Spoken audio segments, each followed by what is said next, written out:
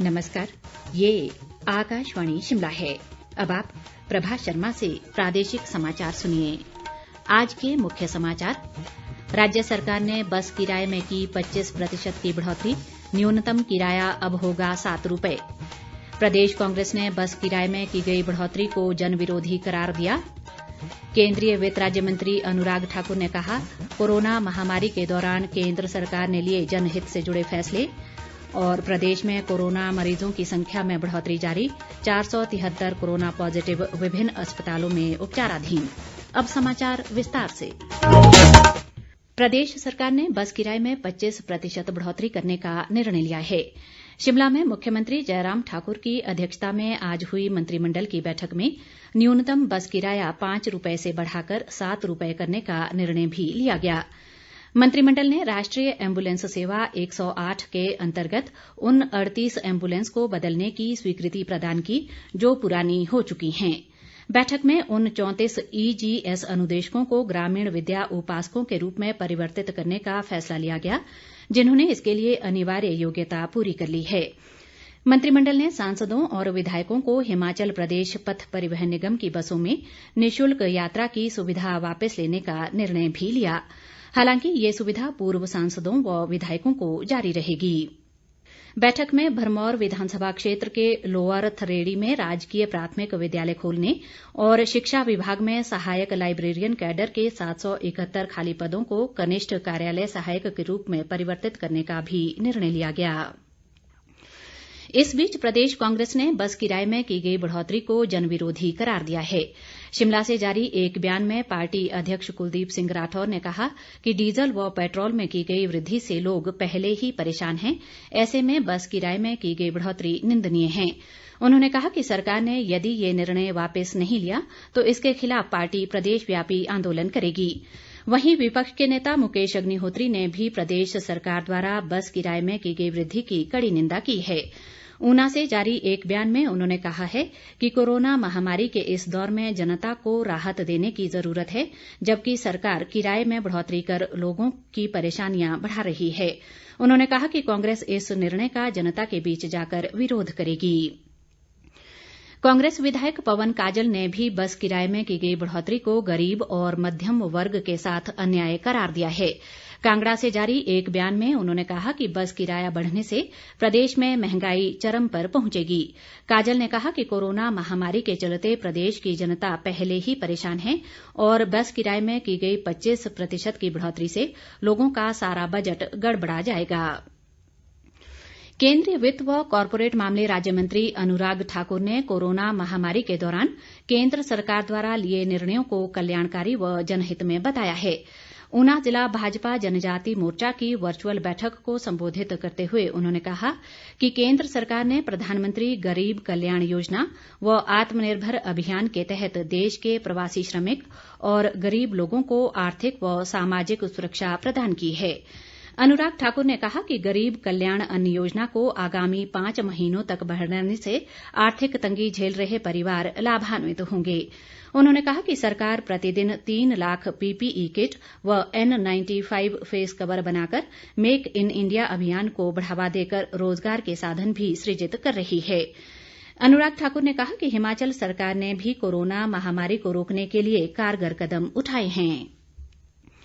विधानसभा अध्यक्ष विपिन परमार ने कहा है कि प्रदेश का सर्वांगीण विकास सरकार का एकमात्र उद्देश्य है। सुलह विधानसभा क्षेत्र के मरांडा और कालूदीहट्टी क्षेत्रों में चल रहे विकास कार्यों के निरीक्षण के दौरान उन्होंने ये बात कही। उन्होंने कहा कि हर घर के लिए पेयजल और हर खेत तक सिंचाई सुविधा उपलब्ध कराना उनकी प्राथमिकता है। परमार ने कहा कि क्षेत्र के लोगों को पर्याप्त मात्रा में पेयजल उपलब्ध कराने के लिए नए ट्यूबवेल स्थापित किए जा रहे हैं। प्रधानमंत्री नरेंद्र मोदी 26 जुलाई को आकाशवाणी पर मन की बात कार्यक्रम में देश विदेश के लोगों के साथ अपने विचार साझा करेंगे। ये मासिक रेडियो कार्यक्रम की 67वीं कड़ी होगी।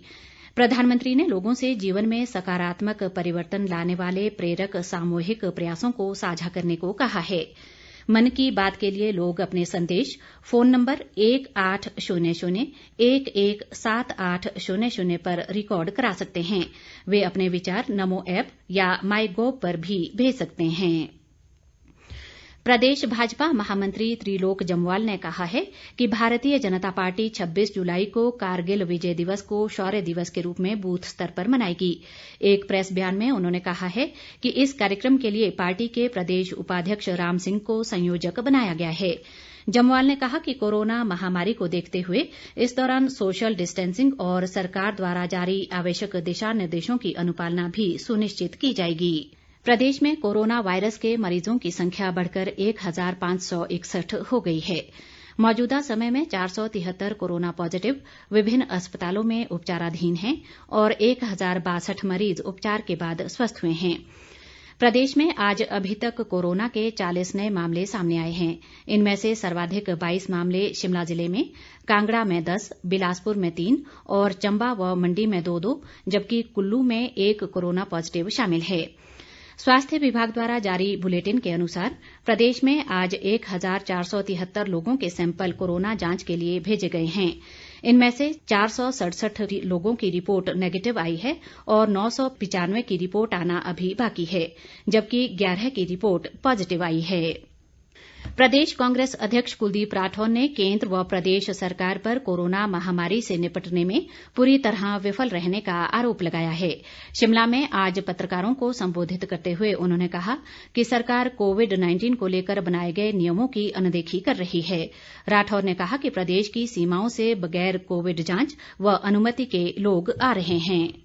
हिमाचल के जो प्रवेश द्वार है वहां से लोग अवैध रूप से आ रहे हैं। हमने इसी बात को लेकर प्रदर्शन किया था और अभी पिछले कल भारतीय जनता पार्टी से जुड़े एक नेता ने बॉर्डर पर जिस ढंग से पुलिस के साथ दुर्व्यवहार की, पुलिस कर्मी को कुचलने की कोशिश की, ये बहुत निंदनीय है। बिना परमिशन के सैकड़ों नहीं हजारों लोग इस प्रदेश।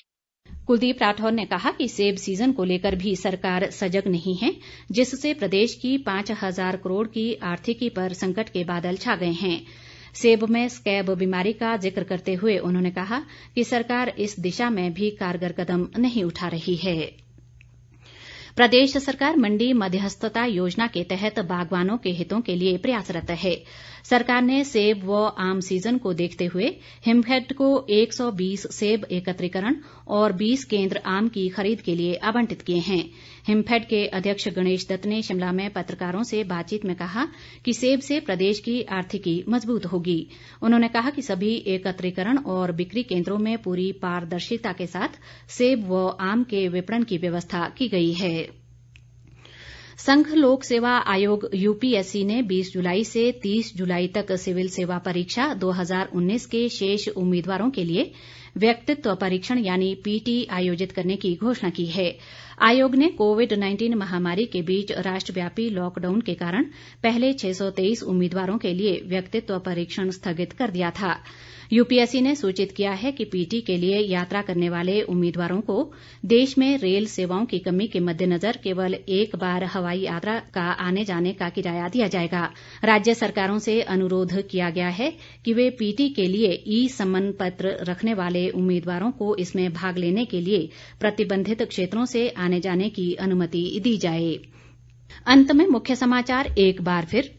राज्य सरकार ने बस किराए में की 25% की बढ़ोतरी, न्यूनतम किराया अब होगा 7 रुपये। प्रदेश कांग्रेस ने बस किराए में की गई बढ़ोतरी को जनविरोधी करार दिया। केंद्रीय वित्त राज्य मंत्री अनुराग ठाकुर ने कहा, कोरोना महामारी के दौरान केंद्र सरकार ने लिए जनहित से जुड़े फैसले। और प्रदेश में कोरोना मरीजों की संख्या में बढ़ोतरी जारी, 473 कोरोना पॉजिटिव विभिन्न अस्पतालों में उपचाराधीन। इसके साथ ही ये समाचार बुलेटिन समाप्त हुआ। नमस्कार।